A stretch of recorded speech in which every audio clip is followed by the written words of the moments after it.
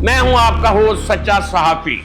इस इंटरव्यू के बाद मुझे इंडिया छोड़ना पड़ेगा क्योंकि आज हमारे जो बड़े खास मेहमान हैं वो हैं हमारे एयरफोर्स के चीफ अमरप्रीत सिंह साहब।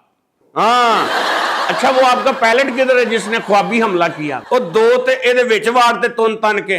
वैसे ख्वाब में हमला किसी और चीज का होता है, आपने जहाज का ही कर दिया है।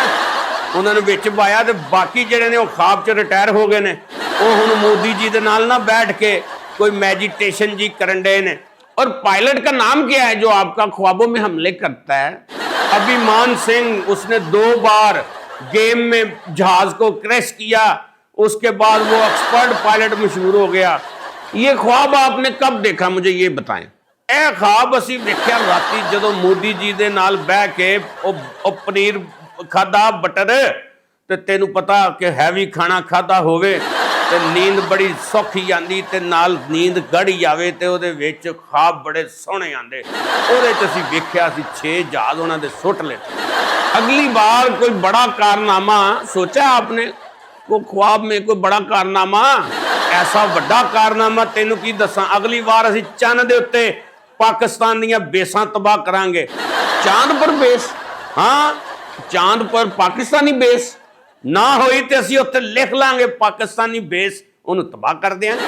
अच्छा मुझे एक बात बताएं, आपने अपनी सारी जनता को ये झूठ बोल बोल कर मुतमिन किया हुआ। आपकी जनता को अंदाजा नहीं होता कि क्या पोजीशन है। इंटरनेशनल मीडिया क्या कह रहा है, इंटरनेशनल जो है स्टैटिक्स क्या कह रहे हैं कि आप 6-0 से जंग हार गए हैं। हाँ, लगता है आपने कोई फिल्मी ट्रेनिंग ली हुई है। लो की करदे पे बड़ा तू सच पहुंचे हो, सही लब लिया तुसी। असी जेडी ट्रेनिंग लई है अब बॉलीवुड दियां फिल्मां तो लई है, स्पैशली वो जेडी ऋतिक रोशन दी फिल्म वार नहीं, ओदे तो स्टंट लए ने ते टाइगर श्रॉफ दी फिल्म हीरो पंटी तो उल्टबाजियां लानियां फैट करनी सीखी असी। वैसे ऋतिक रोशन मुझे बड़ा अच्छा लगता है और टाइगर श्रॉफ भी बड़ी बॉडी है उसकी, उस तरह की बनाऊंगा मैं आप बॉडी। ये स्टंट तो आपके बड़े चीप किस्म के कॉपी लग रहे थे, बस की करा कॉपी करना पै जांदा किसी टाइम। मोदी जी ने आपको बदले में क्या दिया?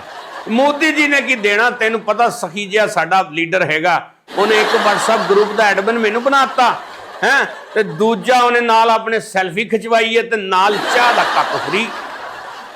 ये थोड़ा अच्छा वही चाय जिसका टेस्ट मोदी जी की स्पीच जैसा है। आहो कड़वा जे यार, बहुत कड़वा। स्ट्रॉन्ग पाकिस्तानी अवाम के लिए क्या मैसेज देंगे? और पाकिस्तान लिए मैसेज आई होना, पाकिस्तानियों अगली बारी ताडे ख्वाब च असीं आवांगे और तुसीं देखना जरा असीं ख्वाब दे विच तुहाडे घरों जिन्नियां चंगियां हांडियां पक्कियां होणियां वो भी खा जाणियां, नाल तुहाडे असीं जहाज भी सुट जाने। अच्छा अमरप्रीत सिंह साहब, आपसे एक और सवाल, अगर आपका ख्वाब सच साबित हो गया तो आप क्या करेंगे? तो फिर कि मैं नोबेल प्राइज लिए नॉमिनेट हो जाऊंगा, जीत जाऊंगा। अच्छा, नोबेल प्राइज जो ट्रंप को नहीं मिला आपको मिल जाएगा।